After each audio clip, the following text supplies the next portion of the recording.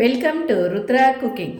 இப்போ நம்ம வெங்காய சட்னி செய்ய போகிறோம். இட்லிக்கு, தோசைக்கு, சப்பாத்திக்கு எது வேணாலும் தொட்டுக்குன்னு சாப்பிட்லாம். இந்த சட்னி அவ்வளோ டேஸ்ட்டாக இருக்கும்.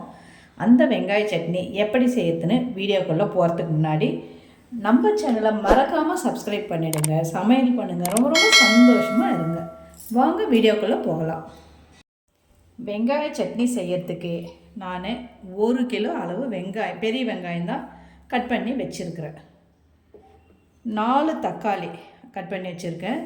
ஒரு 20 காஞ்ச மிளகாய், கொஞ்சமாக புளி, தக்காளி போடுறோம் இல்லையா, அதனால் கொஞ்சமாக புளி, அதுக்கு தேவையான உப்பு, இதெல்லாம் வச்சுருக்கேன். இதை வச்சு தான் இப்போ நம்ம வெங்காய சட்னி செய்ய போகிறோம். ஒரு மிக்ஸி ஜார் எடுத்துருக்கேன். அதில் கொஞ்சம் தக்காளி போட்டுக்கலாம். ஏன்னா அது நிறைய இருக்குது, கொஞ்சம் கொஞ்சமாக தான் அரைக்க முடியும். கொஞ்சம் மிளகாய், கொஞ்சம் வெங்காயம், இப்படி இருக்கிறது இல்லாமல் கொஞ்சம் கொஞ்சமாக போட்டு தான் இதை அரைக்க முடியும். மொத்தமாக போட முடியாது மிக்சியில். அதனால் இந்த மாதிரி கொஞ்சம் போட்டு அரைச்சி எடுத்துக்கலாம்.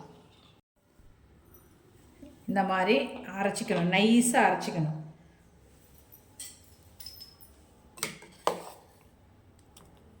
இருக்கிற வெங்காயம், தக்காளி எல்லாத்தையுமே இந்த மாதிரி நம்ம நைஸாக அரைச்சி எடுத்துக்கலாம்.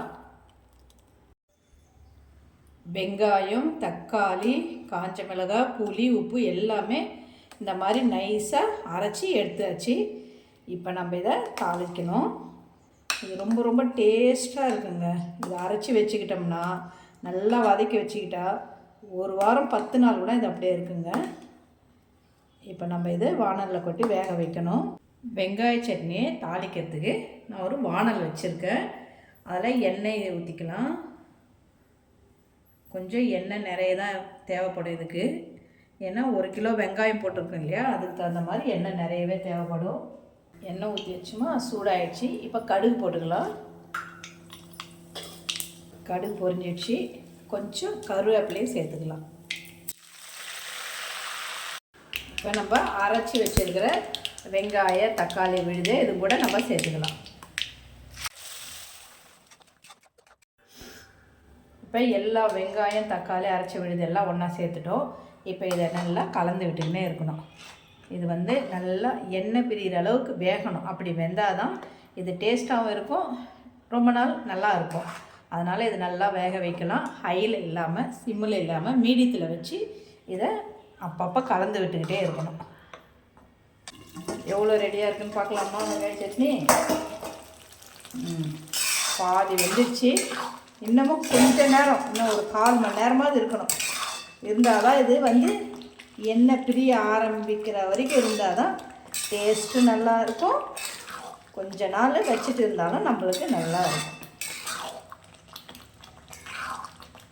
கொஞ்சமாக செஞ்சால் இவ்வளோ நேரம் ஆகாது. நான் 1 கிலோ வெங்காயம் எடுத்துக்கிறதால இவ்வளோ நேரமாக ஆகுது. ஒரு 1/4 கிலோ கூட வெங்காயம் எடுத்துக்கலாம். 1/4 கிலோ வெங்காயம், 2 தக்காளி, ஒரு 7 காஞ்ச மிளகாய், அந்த மாதிரி வச்சு கூட நம்ம திட்டமாக கூட அரைச்சிக்கலாம். வெங்காயம் வீட்டில் நிறைய இருந்ததால் நான் கொஞ்சம் நிறையவே இதை ரெடி பண்ணிட்டேன். அட்டகாசமான வெங்காய சட்னி ரெடி ஆயிடுச்சு. இதை நம்ம சூடு ஆறின பிறகு ஒரு பவுலில் மாற்றி வச்சுக்கலாம். சூப்பரான சுவையான வெங்காய சட்னி ரெடி ஆயிடுச்சு. இது தோசைக்கு, இட்லிக்கு, சப்பாத்திக்கு எல்லாத்துக்குமே போட்டுக்கின்னு சாப்பிட்லாம்.